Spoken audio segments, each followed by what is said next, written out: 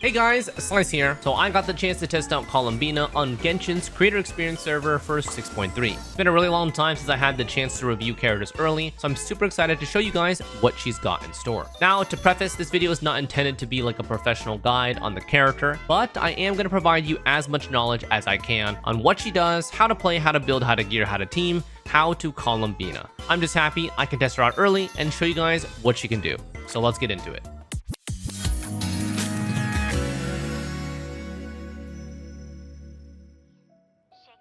Now for a kit breakdown. So quick disclaimer, some numbers will be blurred out due to creator server requests. These numbers are subject to change, but they won't impact what I'm talking about, so I'm just letting you know.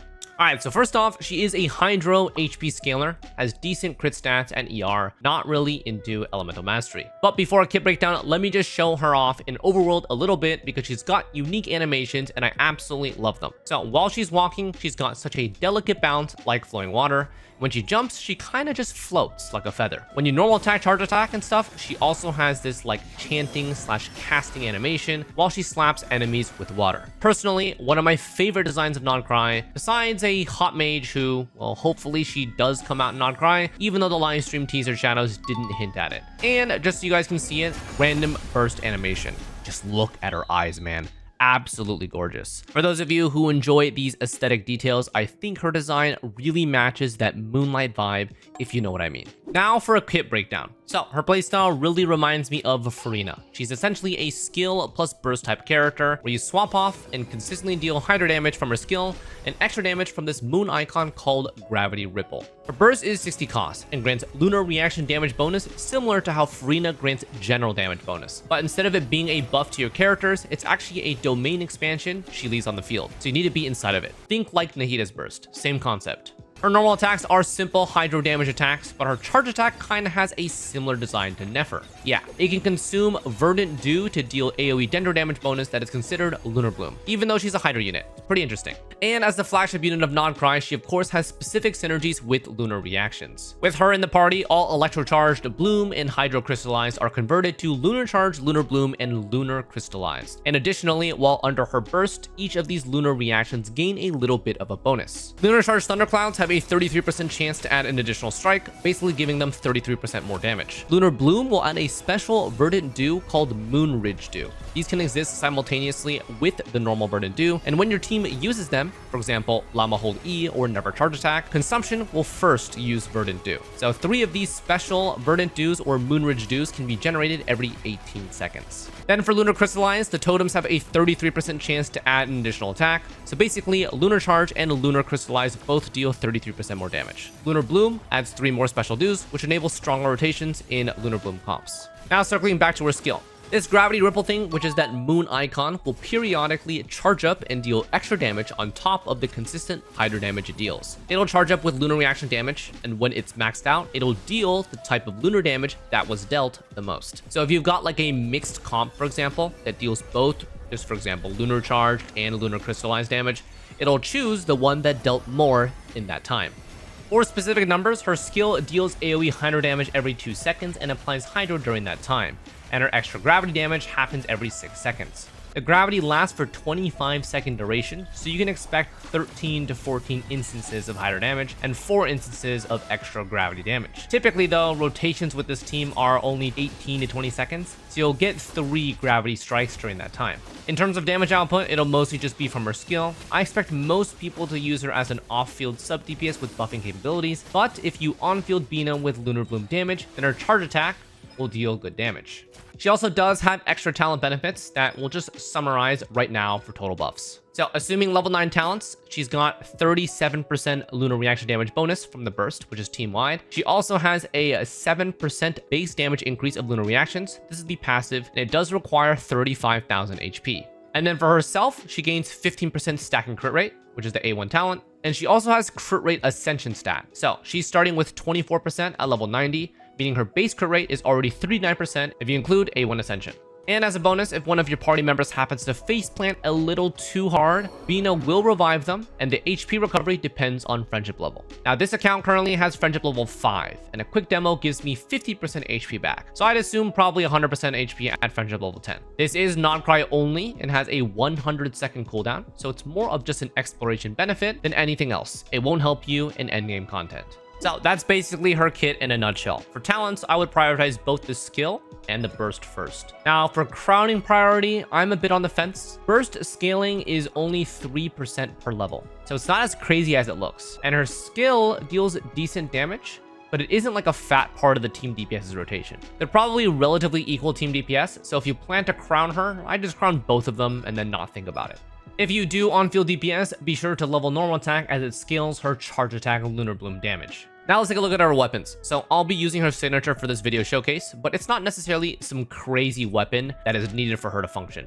It is a super pretty catalyst, by the way, with HP percent, flat energy refund, and self crit damage increase. So the total stat on this is pretty juicy. It is a crit damage secondary weapon with additional crit damage for lunar reaction damage. With everything active, it does shave 14 energy off her burst, making it a 46 effective cost, which is pretty cheap. And then we have 10 HP plus 14% for a 24% HP, and then 60% lunar reaction crit damage for herself. So it's 84% stat and then 14 energy. This will definitely be best in slot for herself, especially for the energy. And the crit damage is nice, and she'll be dealing a good chunk of damage, but you won't be disappointed at running other familiar weapons with good team synergy. So we first got Fabj. Favonia's Codex, assuming R5, is a really comfortable staple that you can't go wrong with. Since she's very often going to be solo hydro, the particle generation and raw energy recharge make it very, very comfortable to build around. You will be sacrificing a bit of her personal damage for it, but it will feel nice in rotations because your main damage is most likely coming from your carry DPS rather than herself anyway.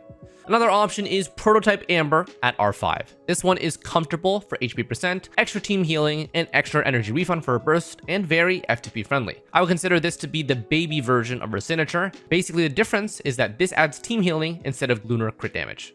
And then the final 4-star that I would recommend is going to be Sacrificial Jade. This one is huge crit rate bonus, HP percent, and EM. You just have to stay off field, which is pretty standard for her build path. The problem is going to be building around the heavy crit rate with base 5%, crit rate ascension, her own 15% passive talent, and this weapon. She starts off with 75% crit rate with 0 artifacts. If you can build around that, nice. Otherwise, choose a different weapon.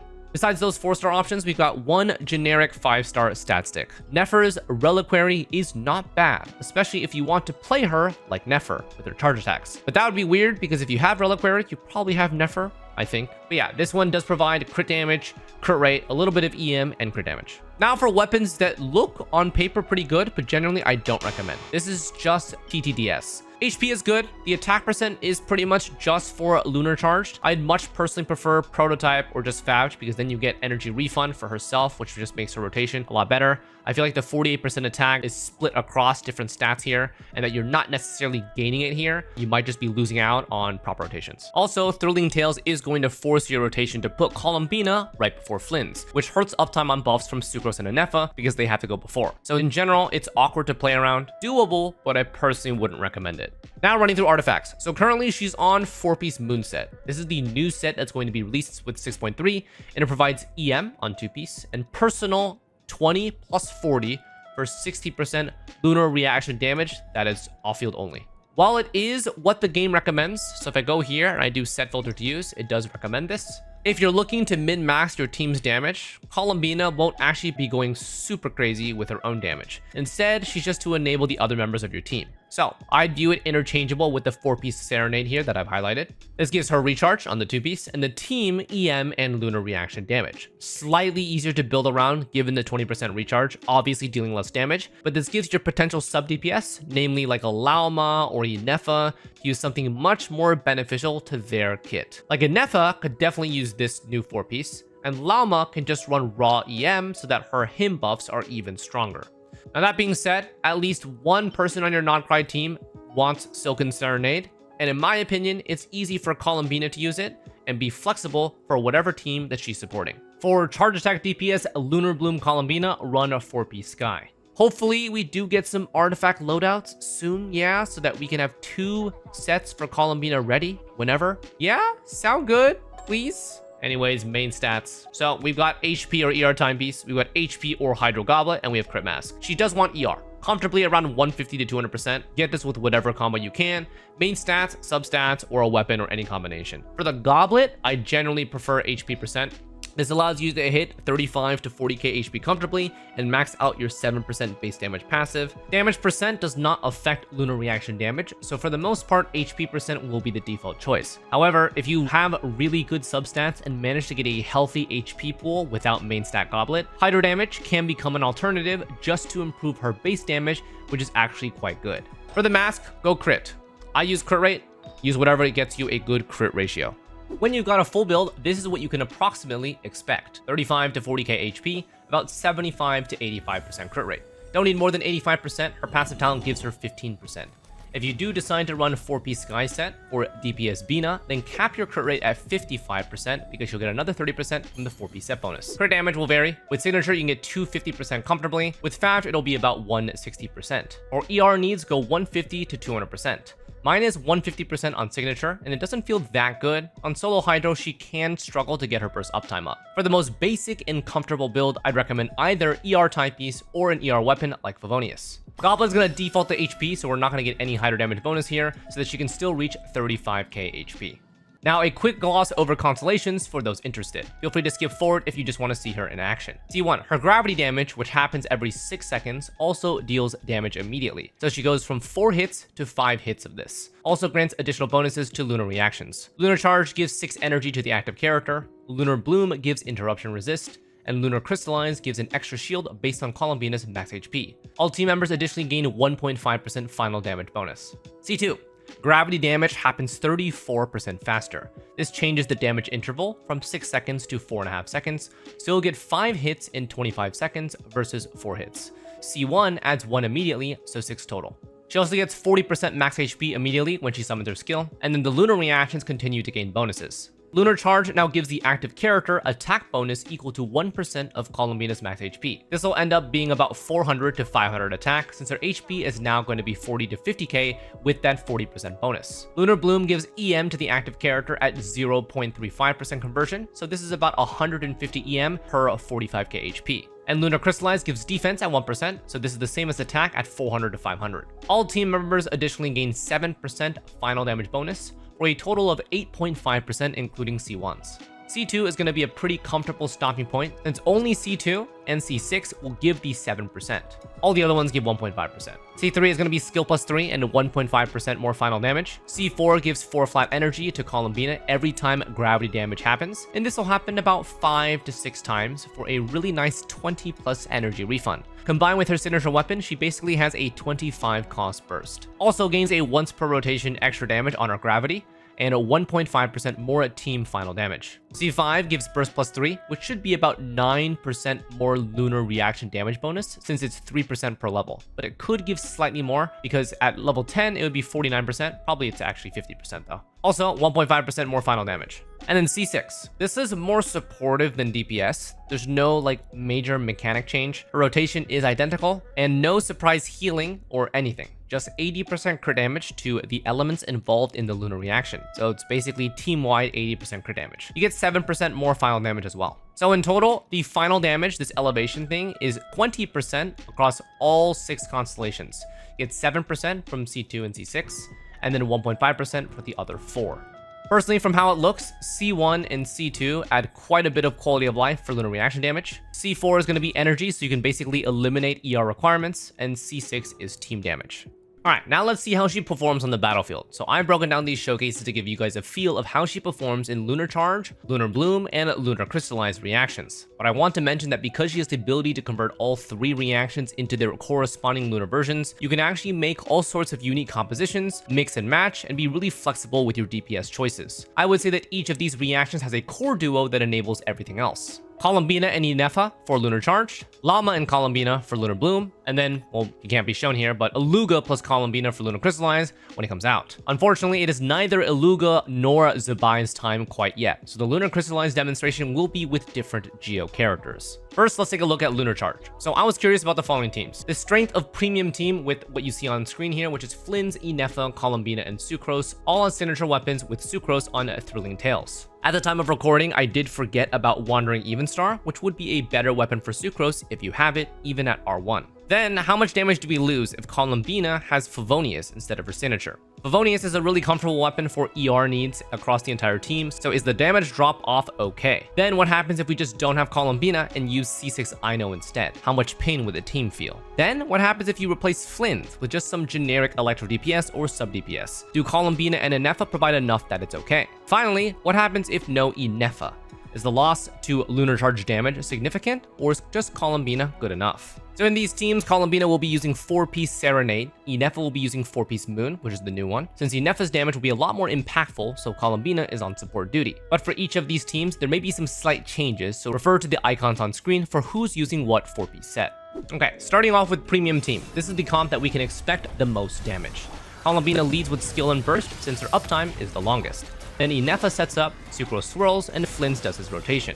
This team ends up doing about 45% of the boss's HP in one rotation, which is pretty good.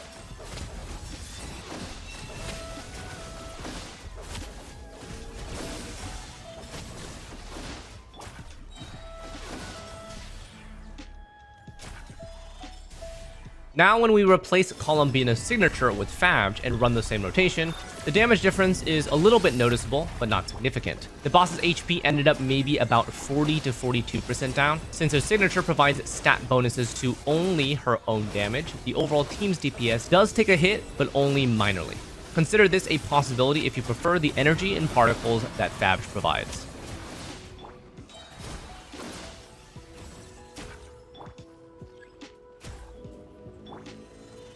Now what happens if you don't have Columbina? So this would be the case with Ino at C6. Ino will be holding 4-piece Serenade so that no team buffs are lost. And Inefa leads the rotation since Ino's uptime is much shorter than Columbina's. This is where we start seeing significant drop-offs on total team damage. I would say that this looks above 25% of the boss's HP, probably between 20 to 30%. Not only are we losing Columbina's bonuses for the entire team, but also losing her damage. Next up, replacing Flynn's with a not super dedicated Electro DPS. I've chosen C6 Fischl here, a staple that almost everyone has, and connects Hexarai buffs with Sucrose. In this team, Columbina is now the on-field DPS and uses 4-piece Sky. Inefa still remains on 4-piece Moon, and Fischl is now 4-piece Serenade holder. We fill in time by basic attacking with Columbina, and in one rotation, the damage drop-off is quite significant, probably looking at about 25 to 26% of the boss HP down. Pretty similar to the comp where we replace Columbina with Ino, meaning the Flynn's Fischl difference is about the same. I did notice that I used an extra skill mid-rotation, which adds a little bit of extra damage. Overall, the difference is only slight since her skill by default has 100% uptime. And finally, replacing Inefa with Fischl. In this rotation, we are swapping 4-piece artifacts once again. Devs, please artifact loadouts. Columbina is now on 4-piece Moon, Fischl is 4-piece Serenade, and Flynn's is on 4-piece Sky. When we take a look at the boss's HP, we are left with once again about 27 to 30% HP down.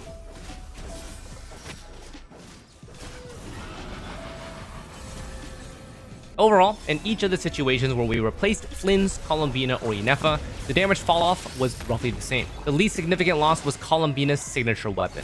Now, what are my takeaways from this? Well, it seems like the trifecta of main DPS plus universal team booster, which is Columbina here, and a specific reaction benefit, which is Inefa, is a well-oiled machine. Replacing each piece with an alternative gives you about an equal loss. But my personal takeaway is that replacing our main DPS with something like Fischl didn't lose as much damage as I expected. Sometimes when you replace the main DPS entirely, a huge chunk of the team's damage just disappears. Because the supports are there to buff that carry, and now that the carry is gone, there's nothing to support. This means that Columbina plus Inefa duo is quite a good safety net to have. Then you basically can add whatever Electro DPS you like and have a functional Lunar-Charged team. Replacing Inefa introduces survivability problems since you no longer have her shield. And replacing Columbina, well, I mean, you're watching a Columbina guide, I would try not to replace her because then she'll be sad. But that aside, you will lose her team buffs and general enhancements to all Lunar reactions, not just Lunar-Charged. So as long as you maintain this core, things should feel pretty good.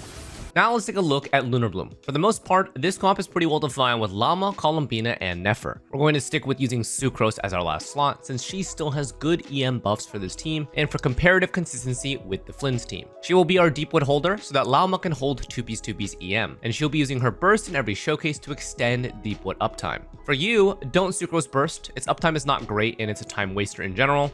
For me, I did it for the consistent runs. Our weapon of choice is going to change to sack frags since we no longer need the bonus attack for this team. Keep in mind that this team with all signatures is strong but has no sustain. C0 Llama or Prototype Amber Columbina fixes this, and I'll showcase Prototype Amber as well. So first, we're going to take a look at Premium Nefer, Llama, Columbina, and Sucrose. Then replace Columbina with Prototype Amber instead of her signature to see the damage drop-offs but with better sustain on the team. Then what happens when Columbine is entirely replaced with C6 Ino, then removing Llama for Nahida to see how the damage holds up, and lastly replace Nefer with Nahida and try out DPS Columbina with her charge attacks. Columbina will remain on Silken Serenade so that Nefer can hold Sky, Llama can hold 2-piece EM, and Sucrose will hold Deepwood. Starting off with the premium team, tag boss with Nefer E and then set up Columbina, Sucrose, and Llama in that order. This enables Columbina's gravity to instantly start charging, and Sucrose before Llama so we get the Deepwood shred. With Columbina, Llama is able to burst plus hold skill for a nice 250k nuke, since there's extra dues to go around. Nefer's rotation is completely uninterrupted, getting all 6 charge dash cancels off with zero need for bursting to buy time. After the final gravity damage, this team closes out at around 40 to 42% of the boss HP down, which is pretty good and fairly similar to the Flynn's premium team. Now we will replace Columbina's signature with Prototype Amber and run the same rotation. Columbina's damage is noticeably less, but the overall team damage does not suffer too much. With Prototype Amber, we now have consistent sustain per rotation. The boss's HP after everything's said and done is still at about 38% down. This will be the staple choice for most of you who don't have access to C0 Llama and want sustain on this comp. Now let's see the impact of removing Columbina and replacing her with Ino. Ino will run 4-piece Serenade, so there's no loss of artifact buffs. Because we no longer have Columbina, we don't have the extra dues for Llama hold skill. So her rotation is back to the standard tap skill plus burst. While Nefer's damage here does not suffer too crazy of a drop, without Columbina's extra damage, the boss's HP ends up at around 28%. Now let's change out Llama for Nahida. We expect to lose quite a bit of damage here, given Llama's Res Shred and extra him damage. We're going to switch around 4-piece sets, having Nahida take Serenade, since her only purpose is for EM transfer. Sucrose remains on Deepwood, and Columbina can now use 4-piece Moon for a little extra damage. When we take a look at the damage though, we are seeing quite a massive drop in damage across the board. Nefer is no longer able to hit above 100k, and Columbina's damage also gets crushed down below 20ks. This team ends the rotation at barely about 25% of the boss's HP. Finally, a bit of on-field Columbina. So we can actually use her charge attacks here, which are basically her version of Nefer's charge attacks. Nefer is instead replaced with Nahida, and we're going to switch around 4-piece sets once again. Columbina takes 4-piece Sky for DPS. Llama is on 2-piece EM, Nahida is on Serenade, and Sucrose is on Deepwood. Nahida and Sucrose can swap their 4-piece sets at any time, by the way, as in Nahida can Deepwood and Sucrose can Serenade if you want. We just want to make sure to have both for Lunar-Bloom. In this rotation, we lead first with Nahida's skill, then swap back to her later so that Columbina's gravity can start charging immediately. Llama is able to hold skill for a good 250k chunk, and then Columbina has a pretty easy rotation. All I'm doing with her, by the way, is holding my left click with a directional key, and she continuously hops left and spams her Lunar-Bloom charge attack. You'll see the dues go down each time, and the damage is quite good. I didn't see a need to dash cancel these since they didn't save me much time, but maybe down the line the theory crafters may find a cool tech. Finishing the rotation, we actually do pretty solid, closing about 28 to 30% of the boss's HP. Overall, it looks like Llama is really important for the Lunar-Bloom comp. Replacing her in the team with Nahida downgraded the entire team's damage by a massive amount, even more than replacing Columbina with Ino. The main takeaway is as long as you have Llama plus Columbina, the comp works really well. For those wanting to play DPS Columbina, her playstyle is pretty simple, and her damage is quite good. Throw on 4-piece Sky and her signature or Prototype Amber, and she's set. Those of you who do not have C0 Llama or don't anticipate pulling for it, again, the R5 Prototype Amber Columbina performed quite well. well. The weapon stats fit her, and it makes her a consistent sustain with good burst uptime. Now, one last thing that I want to try for this comp is replacing Nahida with Nefa. You'll notice that with no Nefer means no Seeds of Deceit, which means those Dendro cores are just sitting there. Adding in Nefa introduces a little extra lunar charge damage, also adds Hyperbloom damage from popping those cores, and extra survivability from her shield. Most of the damage in this team is still Dendro damage though, so Sucrose remains on Deepwood, Lauma is still on 2-piece EM, Nefa is on 4-piece Serenade, and Columbina is 4-piece Sky. I tried doing this lineup with Nefa on 4-piece Moon and Lauma on 4-piece Serenade, and the damage loss on all of my Bloom damage was pretty significant, leading to a big team DPS loss. Nefa doesn't end up gaining that much damage from 4-piece Moon here because there's only a small fraction that's actually Lunar Charged. The rest is Lunar-Bloom and Hyper-Bloom.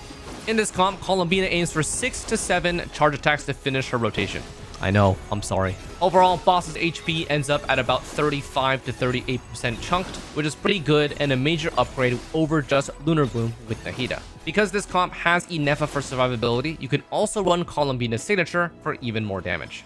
Now for a little coverage on Lunar-Crystalize. So unfortunately for this early access showcase, no Zubai or Aluga is allowed. That will have to wait until second half. This kind of makes it awkward to build an Ascendant Gleam team around Lunar-Crystallize since we don't have a Geo Moonsign character yet. And if we run double Hydro, we're forced to include Ino, who doesn't really add much at all to the team. So I've chosen to include Nefa back in the team since Lunar-Crystallize and Lunar-Charge can coexist without much downside. We're going to run a classic Navia plus Columbina plus Nefa and finish with Shilonen. Since we do have 3 unique elements in this comp, Shilonen is happy and can rotate properly. And because we have Ascendant Gleam in this team with Columbina and Nefa, we can actually use all non-Cry artifact sets with 0 downside. So Navia holds 4-piece Sky now for the damage set, and gains a 30% crit rate from being on field. Columbina holds 4-piece Serenade for buffing, Nefa holds 4-piece Moon for maximum lunar charge damage, and Shilonen holds 4-piece Scroll to buff Navia. If you want less Navia damage and more lunar reaction damage, Shilonen can alternatively hold 4-piece Instructor. This team's rotation is pretty straightforward. We're going to be leading with Navia's skill and burst to generate bullets and pre-funnel her own burst. Columbina then sets up, and then into an Nefa setup, into Shilonen setup. Right when we get back to Navia, we'll have 2 skills ready to unload, basic attacking in between to generate verdict stacks. A full rotation on this team actually does impressive damage for non-Cry specific DPS, able to down about 33 to 35% of the boss's HP. Columbina and Nefa are carrying a huge amount of weight, which at this point should not be surprising. Looking forward to what Zubai and Aluga are able to do here. So what do you think? My closing thoughts? Well, Nefa and Lauma are kind of busted. Memes aside though, Columbina does enable all of them, so we're basically in a duo support meta. The off-field damage is really good even if you take away a strong main DPS. This gives you some flexibility when it comes to investment. So yes, I would recommend picking her up. She's not only got a beautiful aesthetic, but she is going to be the staple for all of Nod Cry, the same way Farina was the staple for all of Fontaine. And if you don't have them already, I would highly recommend picking up Nefa for a strong core duo of Lunar Charge or mixed reactions, and Lauma if you're interested in Lunar Bloom. That's gonna wrap it up for this early access review, guide, and showcase. Let me know in the comments what you think. I'm personally glad to be back making these videos, and don't forget to subscribe for future releases and community summon videos. And I might see you on my C0 to C6 Columbina showcase, which will release on my second channel. Cheers to 2026, and take care. Thanks for watching.